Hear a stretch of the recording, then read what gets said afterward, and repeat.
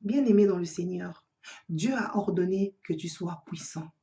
Je le répète, Dieu a ordonné à l'homme pour qu'il soit puissant. Et nous pouvons lire cela dans le livre des Psaumes au chapitre 68, verset.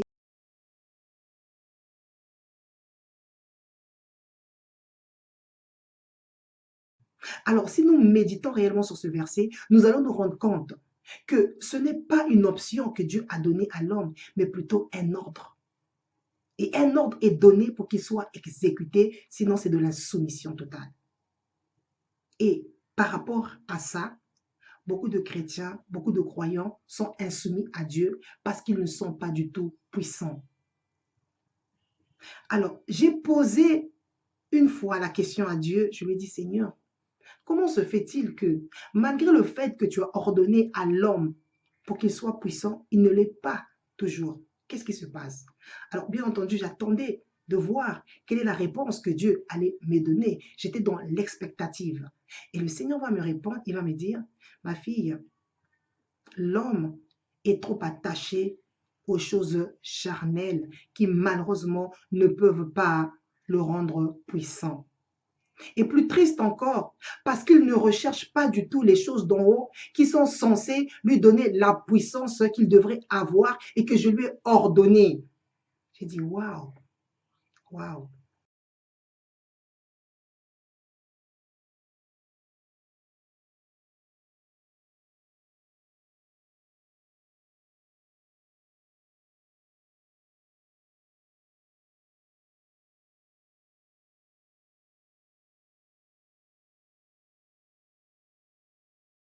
Alors, bien-aimé dans le Seigneur, nous devons comprendre que si Dieu a ordonné à l'homme d'être puissant, c'est parce qu'il sait pertinemment qu'il en est capable, en fonction des capacités qu'il a mis en lui et en fonction des moyens qu'il a mis à sa disposition.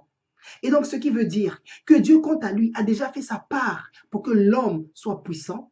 Et donc, il reste qu'à l'homme de faire sa part et de prendre toutes ses dispositions afin que l'ordre que Dieu lui a donné soit enfin exécuté.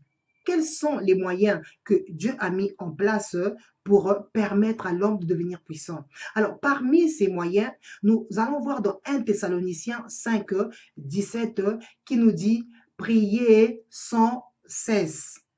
Et il y a un autre verset qui vient renforcer cela, qui se trouve dans le livre de Matthieu, chapitre 26, verset 41, qui nous dit « Veillez et priez afin que vous ne tombiez pas dans la tentation, car l'esprit est bien disposé, mais la chair est faible. » Alors, on peut se poser des questions. Pourquoi ces versets sont aussi importants à l'homme pour qu'il devienne puissant? Tout simplement, nous devons comprendre que la prière est un moyen efficace que Dieu a mis en place pour permettre à l'homme de devenir puissant. Parce que lorsque vous priez, c'est votre esprit que vous êtes en train de fortifier qui va se lever jusqu'à atteindre Dieu, donc atteindre la puissance de Dieu. Alors, lorsque je dis que la prière est un moyen efficace que Dieu a mis en place pour nous permettre de devenir puissants. Je ne parle pas là du tout des prières occasionnelles que nous avons l'habitude de faire matin, midi, soir, soit matin ou soir. Non, je parle là d'une prière continuelle comme 1 Thessaloniciens 5, 17 nous le dit, priez sans cesse. Parce que, voyez-vous, le prier sans cesse emmène la prière dans une dimension de puissance. Et le prier sans cesse, c'est le symbole d'une chaîne qui ne se brise pas. Et nous savons tous qu'une chaîne qui ne se brise pas, c'est une chaîne très efficace.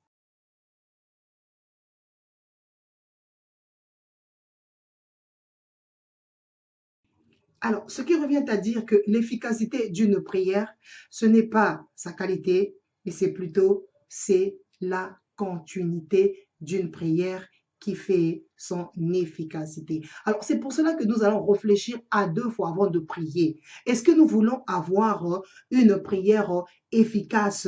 Alors, dans ce cas, nous devrons prier continuellement et non pas occasionnellement. Alors, le livre de Jacques 5, 16 vient encore là nous parler de cette prière efficace qui n'est pas du tout occasionnelle, mais plutôt continuelle. Alors, qu'est-ce que ce verset nous dit? Ce verset nous dit ceci: la prière fervente du juste a une grande efficacité. Et là, nous voyons encore qu'on ne nous parle pas que d'une simple prière, mais plutôt d'une prière fervente qui, elle, a une grande efficacité. Et donc, nous comprenons maintenant que l'efficacité d'une prière n'est pas dans sa qualité, mais plutôt dans sa continuité. Et donc, désormais, nous devons réfléchir lorsque nous prions. Est-ce que nous voulons avoir des prières puissantes, efficaces, et nous allons prier continuellement, ou est-ce que nous allons continuer à prier occasionnellement? Alors, qu'est-ce qui empêche à l'homme de devenir puissant?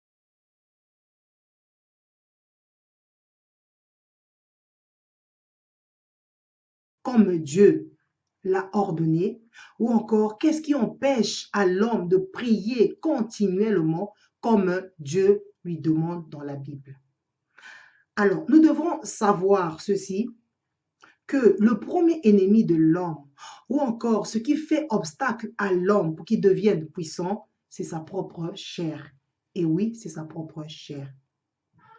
Et nous allons comprendre une chose, c'est que la chair et l'esprit de l'homme ne sont pas du tout des bons amis, mais plutôt des véritables ennemis. Et voyez-vous, l'homme ignore qu'à l'intérieur de lui, il y a deux êtres qui sont en guerre,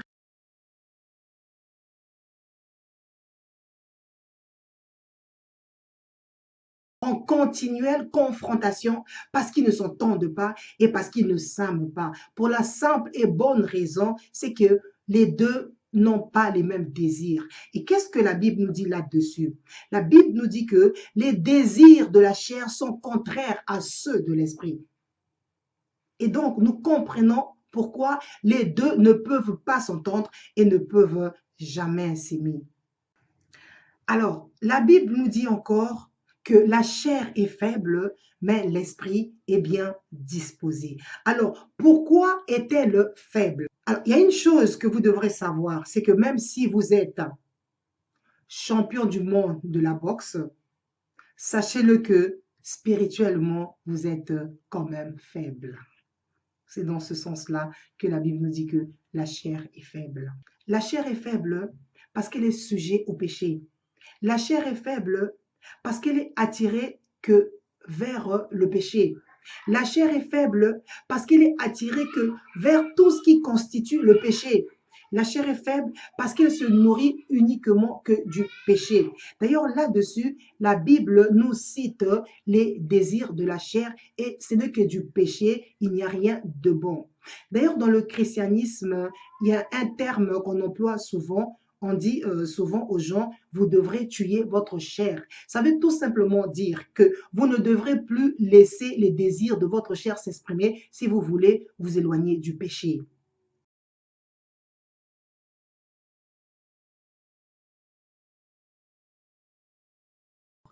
Alors là, l'esprit est attiré que vers ce qui est saint, que vers ce qui est pur, que vers ce qui est glorieux, que vers ce qui fait la joie de Dieu. L'esprit est attiré que par des bonnes choses, des choses propres. L'esprit aime la prière, mais votre chair n'aime pas du tout la prière parce que ça ne fait pas partie de ses désirs. Et vous voyez maintenant vers quoi votre chair est attirée. C'est pour cela que vous ne devrez plus vous attacher aux désirs de la chair. Tu es là, comme le terme chrétien nous le dit, tu es votre chair. Et donc, nous comprenons très bien que le vrai problème de l'homme, c'est sa propre chair. Et donc, si vous ne faites pas taire les désirs de votre chair, qu'est-ce qui va se passer? C'est qu'il va continuer à dominer sur vous toute votre vie et votre esprit ne pourra pas dominer dans votre vie et ne pourra jamais vous aider à prier. Et vous allez continuer à subir les désirs de la chair qui sont très destructifs.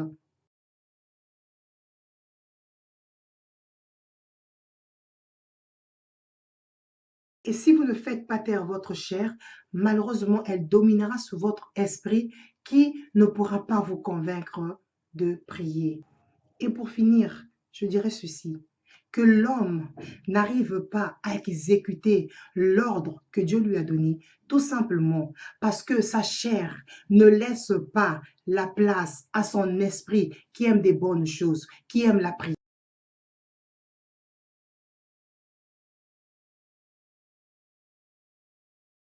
qui aime les choses de Dieu, de le dominer. Et c'est pour cela, malheureusement, l'homme continue à subir les désirs de la chair qui le privent de la puissance de Dieu. Et que le Seigneur vous bénisse.